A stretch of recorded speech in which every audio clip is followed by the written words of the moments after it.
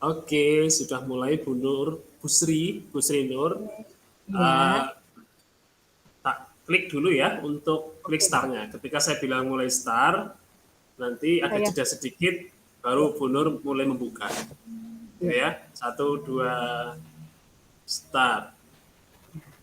Assalamualaikum Pak Fuad. Selamat Waalaikum- sore.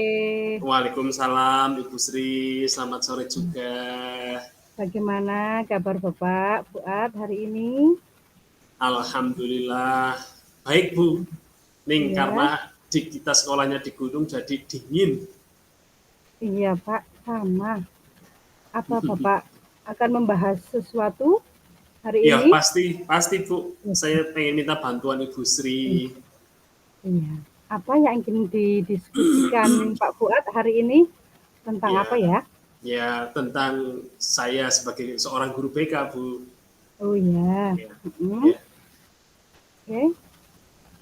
Bagaimana perasaan Bapak tentang guru BK ini? Katanya guru BK itu ada yang bilang menakutkan gitu atau bikin cemas. Bagaimana pendapat Pak Fuad tentang itu? Nah, itu Bu, itu yang menjadi tujuan saya eh, konsultasi ataupun pembicaraan ini memiliki tujuan bahwa saya pengen sebenarnya itu siswa saya tidak memiliki pandangan yang berbeda mengenai BK. Ya, memang saya dengar ada murid yang merasa begitu. Padahal maksud kami ya baik, ingin melayani mereka ya agar mengenal dirinya dan menghadapi masalahnya. Mungkin selama ini ada kesalahpahaman dari murid-murid saya, Bu. Oh ya. Kenapa menurut Pak Fuad persepsi seperti itu bisa muncul di kalangan murid ya Pak ya? Ya, mungkin ya Bu ya, kalau saya lihat bisa jadi karena eh, mereka melihat BK itu hanya sebagai tempat kalau ada masalah saja. Melihat BK itu tempat dulu stigma-stigma seperti itu tuh BK itu menyeramkan. Guru BK menjadi polisi sekolah. Jadi merasa kalau masuk ke ruang BK itu pasti karena ada sesuatu yang salah. Padahal Bu, kalau di dalam bimbingan dan konseling itu semua murid, semua siswa itu mempunyai hak yang sama. Yaitu Oh, semua siswa memiliki hak untuk dilayani. Jadi bukan hanya untuk yang bermasalah saja, ya.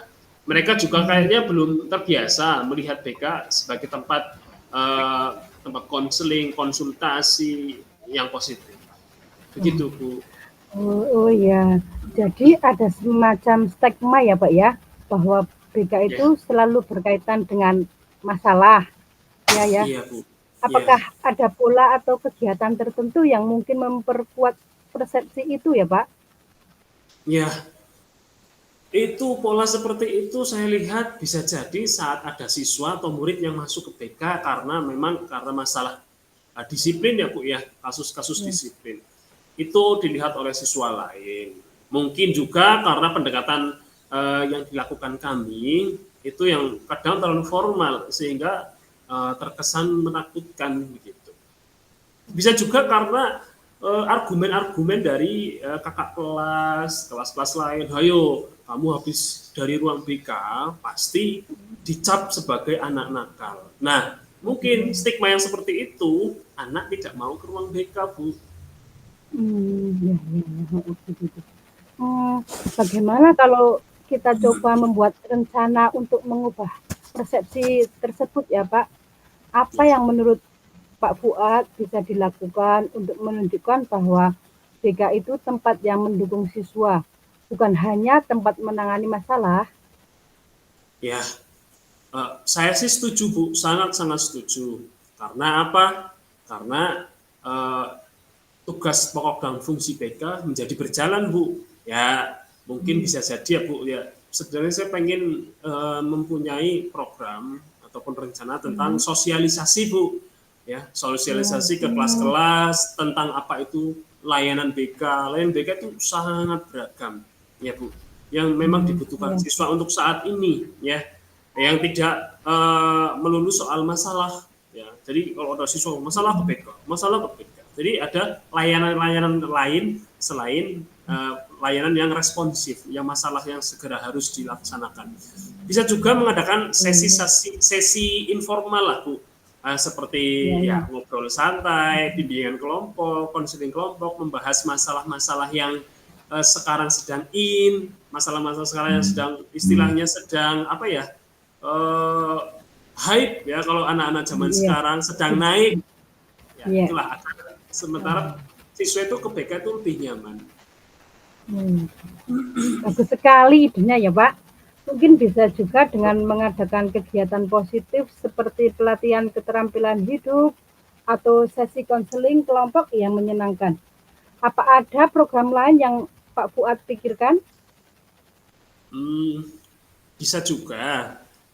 Kami mungkin akan berkolaborasi ya Bu ya, akan berkolaborasi ya dengan warga sekolah ya, seperti guru, rekan sejawat, kepala sekolah, atau mungkin bisa dengan pihak-pihak ketiga seperti puskesmas, kepolisian, TNI, rumah sakit, ya bagaimana program itu bisa dilaksanakan yang berkolaborasi dengan mereka. Jadi ada istilahnya memasukkan elemen-elemen BK, bimbingan konseling ke dalam pelajaran umum, ya bisa jadi seperti itu. Jadi murid terbiasa melihat BK itu sebagai apa ya Bu, bagian dari pendidikan mereka sehari-hari, nah, bukan sesuatu yang malah terpisah. Langkah awal yang bagus Pak. Bagaimana kalau kita tetapkan timeline untuk pelaksanaan? Kapan kira-kira program sosialisasi dan kegiatan positif ini bisa dimulai ya Pak? Ya, kalau timeline atau waktu yang kita akan laksanakan, saya rasa sih segera ya Bu, harus secepatnya ya, karena bisa jadi mungkin awal bulan depan kita bisa mulai sosialisasi ke kelas-kelas ya. Terus untuk kegiatan lainnya bisa kita mulai bertahap Bu, mungkin 2 minggu setelah sosialisasi itu. Oke, jadi sosialisasi dulu, kemudian disusul dengan program ngobrol santai ya Pak ya, dan Iya Bu, betul. kolaborasi dengan guru lainnya. Saya akan bantu memantau perkembangan dan melihat bagaimana respon murid. Kita bisa adakan evaluasi sebelum setelah pelaksanaan ya Pak.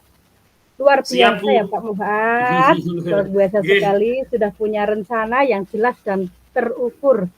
Ini bisa jadi langkah awal untuk mengubah persepsi murid tentang BK ya Pak.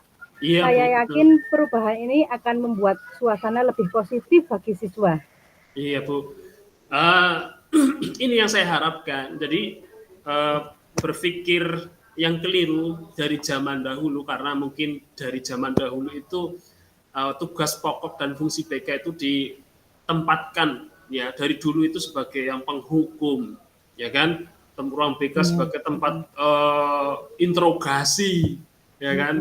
Sebagai peran dari guru BK itu sendiri sebagai polisi sekolah, wah itu ternyata sudah mengakar Bu sampai generasi-generasi yang sekarang. Jadi untuk merubah mindset itu saya rasa butuh perjuangan yang juga harus serius dan juga harus intens seperti itu.